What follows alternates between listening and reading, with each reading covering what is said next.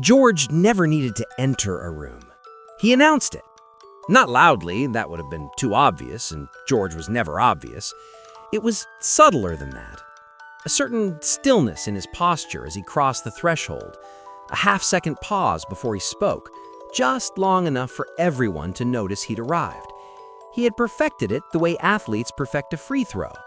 Repetition until it became invisible, until it looked like nothing at all, until even he had forgotten it was a choice. He was 34 when his life began to quietly fall apart, and even then he told the story beautifully. Let me tell you about George. He grew up in a house where love came with conditions attached. Not cruel conditions, his parents weren't monsters. There were no slammed doors, no raised voices that left marks. But there was a scorecard, always running somewhere in the background, quiet and consistent as a refrigerator hum. Good grades meant warmth. A stumble meant a particular silence that was worse than anger. He learned early that he was not unconditionally loved, he was conditionally admired. And admiration, it turned out, was a drug that required increasingly larger doses to produce the same effect. By the time he was 12, he had already understood something most adults spend their whole lives avoiding, that approval is not the same as love, but it is available on demand if you know how to ask for it. And George, even then, knew how to ask. By his 20s, he had become extraordinary at obtaining it. He was the kind of person people described with that particular mix of awe and exhaustion. You have to meet George. And they meant it genuinely. He was funny in the way that made you feel funny too, by proximity. He was generous with compliments, perceptive in conversation, and possessed of a memory for details that made people feel like the only person in the room. He remembered the name of your dog. He remembered that your mother had been sick. He remembered the offhand thing you said 6 months ago and referenced it at exactly the right moment. And when he did, you felt known in a way that was almost physical. What nobody mentioned, what took years to articulate, was that the room was always, ultimately, about George. He had his theories about this, of course. He was not unintelligent. In fact, the intelligence was part of the problem. It gave him the vocabulary to explain himself out of every corner. He would say, if pressed, that he was simply driven, that high standards were necessary in a mediocre world, that most people were too comfortable with average and someone had to hold the line. He said these things without irony and without cruelty, which somehow made them harder to argue with. You could see the logic and still feel, somewhere beneath the logic, a coldness you couldn't quite name. His colleagues admired him and resented him in equal measure, the way you resent a weather system, impersonally, because there's nothing personal about it. He was brilliant in meetings, the kind of brilliant that was also slightly exhausting, because his brilliance had a way of making your contribution feel like a warm-up act. He didn't do it maliciously, that was what made it difficult to confront. Malice you can push back against. Thoughtlessness dressed as excellence is a different problem entirely. He had mentored 3 people over the years. All 3 had eventually left the company. Each one, when asked in exit interviews, said some version of the same thing. I learned a lot. I also learned that I would never be the one George was most interested in. The HR director flagged it once. George listened attentively, asked 2 clarifying questions, and delivered a 4-minute reflection on his leadership philosophy that was so articulate the HR director left feeling she had misunderstood the situation. She hadn't. His relationships followed a pattern he couldn't see because he was inside it. The early months were dazzling. He was attentive and intense, the kind of man who remembered how you took your coffee and texted at exactly the right moment. Not too soon, never too late, always calibrated to feel spontaneous. Women describe those first months as being chosen, because that's what it felt like he had surveyed the world and decided specifically on you, like you had been selected from a field of candidates and the selection was the prize. The feeling lasted until it didn't, until the moment, different for every person but always arriving, when it became clear that what George had chosen wasn't you exactly. It was a version of you that reflected something back at him that he needed. A version that was grateful enough, admiring enough, interesting enough to hold his attention. And when real life produced a version that was more complicated, more difficult, more specifically and inconveniently human, the warmth would cool, barely perceptibly, like a room where someone has cracked a window in November. You wouldn't notice it in a single day. You'd notice it over weeks, the way you notice a season changing. He was never unkind, that was worth saying, and important. He never raised his voice, he never belittled or humiliated. But there was a way he had of simply withdrawing his full attention that was its own kind of punishment. A dimmer switch rather than a light switch. The relationship going from full brightness to something that still technically had light in it, but no longer felt like noon. His last serious relationship ended over a Tuesday night dinner neither of them would remember ordering. She said, "I feel like I'm always auditioning." He said, "For what?" She looked at him for a long moment. There was no anger in it, just a tiredness that had reached some final depth below which there was nothing left to excavate. She said nothing else, and in the silence, George felt something unusual. Not guilt, not yet, but a flicker of something he quickly converted into a theory about her attachment style. He held on to the theory. It was more comfortable than the silence. She moved out 3 weeks later. He wrote about it in his journal with the quality of someone reviewing a film they had found both affecting and flawed. He had a best friend named Daniel, had for 12 years. Daniel was quieter than George, most people were, and had spent a decade building something small and genuine. A local business, a marriage that actually worked, 2 kids he was obviously present for in the way some fathers are present, and others simply attend.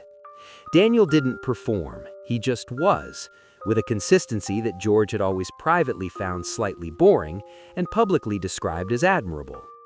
What George didn't know, couldn't know because it had never been said, was that Daniel had been slowly, carefully making less room for him. Not dramatically, not with a confrontation, just the quiet arithmetic of a person who has taken stock of what a friendship costs and decided the price had gone up past what he was willing to keep paying. Fewer calls returned the same day, lunches that got rescheduled once, twice, until they stopped being proposed. George noticed it and filed it under "Daniel's been busy," which was true enough to function as a complete explanation. The last time they had lunch, Daniel said something that didn't land until later. They were talking about George's promotion, the one he hadn't gotten, the one he was still, 8 months on, analyzing from every possible angle, and Daniel listened for a while and then said quietly, "George, what do you actually want? Not the recognition, what do you want?" George answered the question he wished Daniel had asked instead. Daniel looked at his food. Driving home, George replayed the lunch and found nothing wrong with it. 3 months later, he realized he hadn't heard from Daniel in 6 weeks and had not, until that moment, noticed. The first major crack appeared professionally, which is often how it goes. The personal can be rewritten. The professional leaves a record. He had been passed over for a promotion he considered inevitable. Not arrogantly, he had done the math. The hours logged, the results delivered, the relationships carefully maintained over 3 years of what he would have called, and did call, strategic excellence. The math was correct, the outcome wasn't. The colleague who got it was younger, quieter, less obviously brilliant. She had a different quality, something harder to quantify, something that had to do with the way people felt after a conversation with her rather than during it. George had always found her competent but unremarkable. The committee, apparently, had found something else. George handled the news with exceptional grace in the room. He congratulated her warmly and specifically, which people noticed and respected. He said the right things to the right people. He was, in the hours immediately following, a model of professional maturity. And then he went home and spent 3 weeks building an architecture of explanation so elaborate it had load-bearing walls. Incompetent leadership, organizational dysfunction, the systemic failure of institutions to recognize genuine talent in favor of the merely likable. He shared versions of this theory with anyone who engaged him on the subject, and his articulation of it was so fluent, so internally consistent, that several colleagues found themselves half convinced by it, even when something in them resisted. Most people listened once, a few listened twice. Nobody came back for a third. There was something about watching George in pain that was uncomfortable in a specific way, not because the pain wasn't real, but because it kept bending back toward him, like a compass needle that can only point one direction. Even his suffering had a hierarchy, and at the top of it always was George. The wound was real. The tending of the wound had an audience. He didn't notice the audience shrinking. He was too busy performing for it. His father died in October. It wasn't sudden. There had been months of warning, the long, slow announcement that the body makes before it finishes its business. George had visited, he had done the practical things that needed doing, and organized others to do the things he couldn't. He had been, by all observable measures, a good son in a difficult season. He wrote the eulogy himself. Of course he had. He was the best writer in the family, and in grief, people tend to retreat to their strongest skill. He worked on it for 4 days, read it aloud to himself in the bathroom mirror, made small adjustments, considered the architecture of it the way you consider the architecture of any important piece of work. The rhythm of the sentences, the moment to go quiet before the emotional peak, the closing image that would stay with people. It was, by any measure, extraordinary. His cousin pulled him aside afterward and said it was the finest eulogy she had ever heard. His aunt wept through most of it. A family friend, someone who had known his father for 40 years, found him at the reception and held both his hands and said, "You captured him. Exactly, you captured him." George stood at the reception accepting condolences, holding a glass of lukewarm water, and noticed something strange happening inside him. He was thinking about the eulogy. Not about his father, about the reception of the eulogy. He was cataloging the reactions, storing the compliments, replaying the moment. Third paragraph, the one about the fishing trip, when the room had gone completely and totally silent in a way that only happens when something true has been said in front of people who needed to hear it. He was, in the middle of burying his father, quietly running his own performance review. He recognized it. That was the thing. He recognized it. Not later, not in therapy, not in retrospect. Right there, standing on institutional carpet that smelled faintly of old building and cut flowers, he saw it with a clarity that felt almost physical. The habit, the reflex, the way his mind moved, even now, even here, toward the audience. And underneath that recognition, something else, something quieter and more unsettling than guilt. His father was in a box in the next room. His father, who had taught him to drive and argued with him about politics and called every Sunday for 15 years with the same opening question, "How's work?" as if work were the whole of a person, which maybe they'd both believed for too long. His father, who had loved him in the conditional way that had made George everything he was, and some things he was only now beginning to understand. His father, who was gone. And George was standing here thinking about the cadence of his sentences. He stood there for a long time, long enough that his mother came to find him and asked if he was all right. He said yes. He had the word ready before she finished asking. But something had shifted, invisibly, the way a bone shifts after an impact. Not broken, not yet, but never quite the same arrangement as before. He started therapy 6 months later, not because he wanted to. He had excellent reasons not to want to, and he could articulate them impressively. He started because he had run out of people to convince.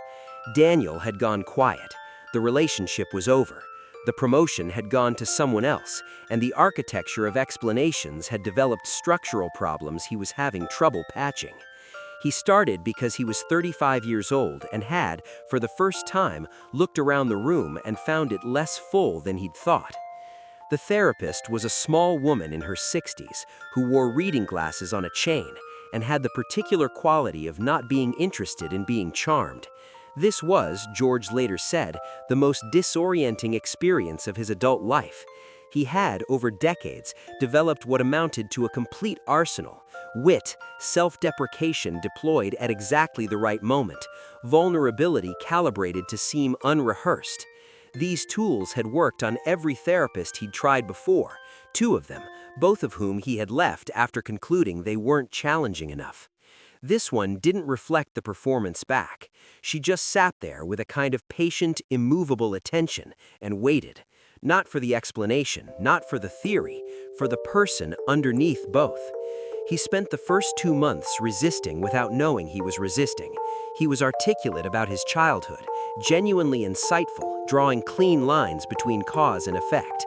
He was perceptive about his patterns, could name them with clinical accuracy, and even, occasionally, with a certain rueful humor that he had learned played well. He was analytically fluent about exactly what had shaped him and why. He could diagnose himself with the precision of someone describing another person's illness.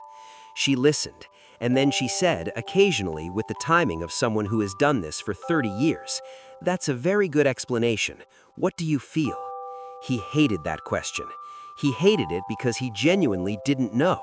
He had spent so long managing the impression of feeling, performing the right emotion at the right moment, calibrating warmth and vulnerability as instruments of connection, that he had lost the thread of what was actually happening underneath. The actor who has played the same role for 20 years and can no longer find the person who auditioned, the map so detailed it had replaced the territory. He started answering the question in the 3rd month, slowly, badly, with the awkward halting quality of someone learning to walk after an injury, aware of every step, unable to take any of it for granted. What emerged when it finally came wasn't dramatic. It arrived on an ordinary Tuesday, mid-sentence, while he was describing a memory from adolescence. He stopped talking. He sat with the silence for a moment, not filling it, not performing inside it, not converting it into something more manageable, just sitting, and said, "I think I've been really lonely." The therapist nodded slowly. George looked at the window for a long time. Outside, a normal street was doing normal things in normal afternoon light, indifferent to the fact that something had just been said that was true. "I've been in rooms full of people my entire life, and I have been so focused on what they thought of me that I never once actually let any of them in." He said it quietly, not for effect. There was no one to perform it for, and it took him a moment to realize that was exactly why it came out clean. What changed wasn't dramatic, and he would be the first to tell you that. He didn't transform. He didn't become a different person. The intelligence didn't go anywhere. The charisma didn't go anywhere. He was still, in many ways, the most compelling man in most rooms he entered, and he made peace with that, not as a trophy, but as a fact. The way a tall person makes peace with being tall. It was simply what he was. The question was what he did with it. But something shifted in the texture of things. Less performance, more presence. He started catching the moment, just a half second before he redirected someone's story into something about himself, and choosing, instead, to stay in their story, to resist the pull toward the center and remain, deliberately, at the edge. Sometimes he managed it, sometimes he didn't. He stopped expecting himself to manage it perfectly, which was its own small revolution. He called his sister more, not to tell her things, to ask. He sat with her answers longer than was comfortable. He noticed that sitting with them, past the discomfort, there was something on the other side, something that felt tentatively and almost unfamiliarly like closeness. He let a colleague be better than him at something without quietly undermining it. She recommended her for a project that might have been his. She thanked him. He felt a satisfaction that was different in kind from applause, quieter, less immediate, but also somehow more structural, like something that would still be there tomorrow. He reached out to Daniel, not with an explanation or a theory or a carefully constructed message. He sent something short. "I think I owe you a real conversation, if you're open to it." Daniel took 2 weeks to respond. When he did, he said yes. The lunch was nothing like their old lunches. It was awkward in places, honest in others, and at one point they sat in silence for almost a full minute without either of them reaching for a word to fill it. It was the best lunch they'd had in years. George drove home and didn't analyze it. He just let it be what it was, which was enough. He told the woman he was seeing, 3 months in, the kind of 3 months that felt real rather than dazzling, that he was scared. Not strategically, not because vulnerability was an effective instrument and he had learned to deploy it at the right moment, just because it was true, and he was tired, profoundly tired of managing the truth into a more presentable shape. She stayed. He found that surprising. He had always believed, at some foundational level, that the performance was what kept people, that the unperformed George was insufficient, unremarkable, not worth staying for. It turned out the performance was exactly what had been keeping people at the distance he said he didn't want. The thing he'd built to draw people in had been, all along, the thing that kept them out. Here's the thing about building your life around being seen. You get very good at it, and because you get good at it, it keeps working, which means you never have to question whether it's working in the way you actually need. The room keeps responding. The applause keeps coming. You receive enough genuine warmth, enough real connection, that you can mistake the quantity for the quality, can look at a life full of people who admire you and not notice until much later that admiration and intimacy are different countries that share a border but have entirely separate climates. George had been a tourist in intimacy his entire life.